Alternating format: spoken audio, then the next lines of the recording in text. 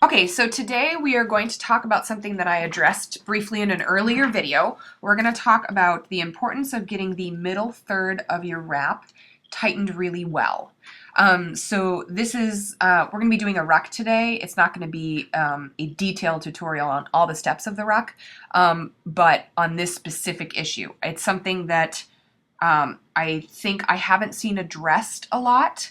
I think it gets talked about, but not specifically, and some of the issues that you can have when it comes to getting your wrap tightened really well. And this is something that when I figured it out made a huge difference in how I felt about a ruck. And I started to notice when I didn't get it right, I hated it, and when I got it right, it was epic.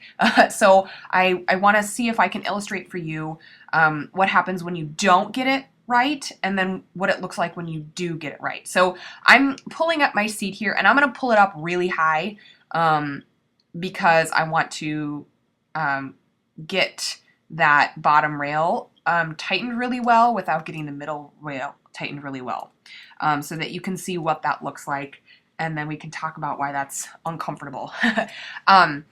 Because this, I think, is a really common issue that I see, and I hope that me showing you this might help you to see what that looks like and how you might fix it. So I'm going to sandwich my shoulders. It's something that I like to do, but it's also something that if you don't do it right, it's not going to stay comfortable. So I've sandwiched them, and then I am tightening the bottom edge really well.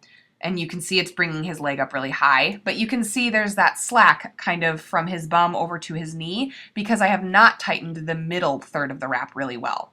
I've done the bottom and the top, but I've not really paid attention to the middle part of the wrap, which is something I did a lot in the beginning, and I wasn't understanding why my carry was sagging and why it wasn't staying comfortable. So again, I've tightened the bottom, I've tightened the top, but the middle is not tightened really well.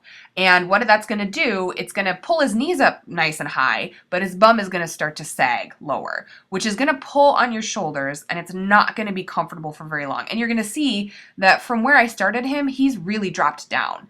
His knees are way up there, his bum is sagging down because it filled in the area where that slack was from that middle third.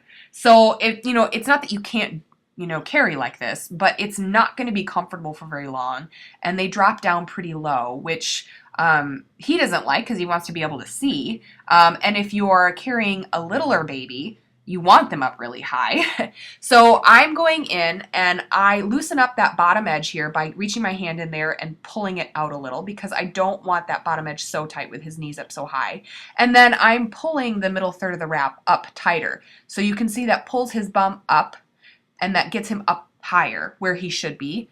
And it's getting the wrap evenly spread over his bum and his body and up over my shoulder. So I do the same thing on this side. I loosen up that bottom edge a little bit so his knees aren't yanked up so high. And then I grab that middle third there and I'm pulling it up, tightened really evenly.